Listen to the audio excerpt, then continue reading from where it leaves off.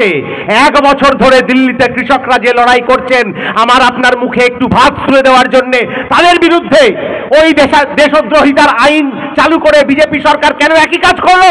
এই প্রশ্নের উত্তর আসছে না। এই প্রশ্নের উত্তর আসছে না যে গৌরী লঙ্কেশ, কালবুর্গে, দাভোলকার, তারা যে সবাই খুন হয়ে গেলেন এই বিজেপির আমলে। আমার রাজ্যে সুদীপ্ত খুন হয়ে গেল, সৈফুদ্দিন মোল্লা খুন হয়ে গেল, আনিস খান খুন হয়ে গেল, মনসুর আলম খুন হয়ে গেল। এই পুলিশ যারা বড় বড় কথা বলে, যারা উর্দি পড়ে ঘুরছেন চারিদিকে, সেই পুলিশ মনসুর যখন খুন হয় সেই পুলিশ কোথায় ছিল? পঞ্চায়েত নির্বাচনে সবার গণতান্ত্রিক অধিকার প্রয়োগের দায়িত্ব এই প্রশাসনের ছিল। কোথায় ছিল সেই পুলিশ? কোথায় ছিল সেই পুলিশ যখন আনিস খানকে বাড়ির দোতলা থেকে একজন সিভিক ভলেন্টিয়ার ঠেলে ফেলে দিল? কোথায় ছিল সেই পুলিশ যখন কাজের দাবিতে কলকাতায় যাওয়া 31 বছর বয়সী টোটো চালক মইদুল ইসলাম মিদ্দাকে রাস্তার মধ্যে ফেলে পিটিয়ে খুন করলো? এই পুলিশ কোথায় ছিল?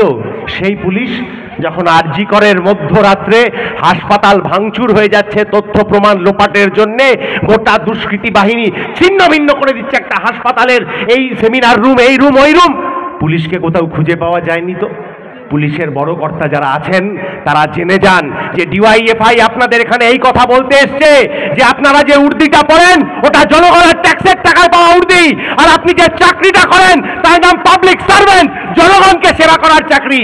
চোর চিটিংবাজদের রক্ষা করতে যাবেন না, হাওয়া চিরকাল একরকম থাকবে না। চোর চিটিংবাজরাও চিরকাল জেলের বাইরে থাকবে না। ডিওয়াইএফআই রাস্তায় নেমেছে এই লড়াই করার জন্য। ওই 50 দিন আমরা ইনসাফ যাত্রা করেছিলাম, যাত্রা আমাদের শেষ হয়নি।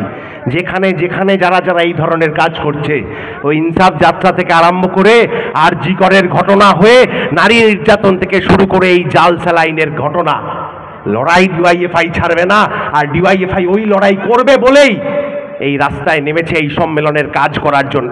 সম্মেলন আমাদের কাছে খোলা মঞ্চ, সবার থেকে মতামত নেব, মতামত নিয়ে ঠিক হবে আগামী দিনের লড়াই।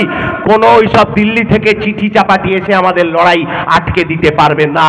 আর এই লড়াই করার জন্য এই যৌবন আজকে রাস্তায়। মনসুরের খুনের হিসাব চাই, মইদুলের খুনের হিসাব চাই, সুদীপ্তর খুনের হিসাব চাই। আর নিজেদের পেটে দুবেলা দুমুঠো ভাত যাতে পড়ে, নিজেদের মাথার ওপর একটা স্থায়ী ছাদ যাতে থাকে, নিজেদের হাতে একটা স্থায়ী কাজ যাতে পাই, তার হিসেব যতক্ষণ অব্দি পাওয়া যাচ্ছে। 100টা 1 লক্ষ মনসুর, আনিস খান রাস্তায় শহীদ হয়ে গেলেও কেউ অপরিহার্য হবে না।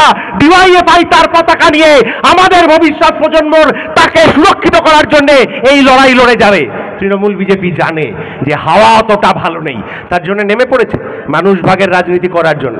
শোলে সিনেমা দেখেছিলেন না? জেলার সাহেবের ডায়লগ ছিল, আধে ইধার যাও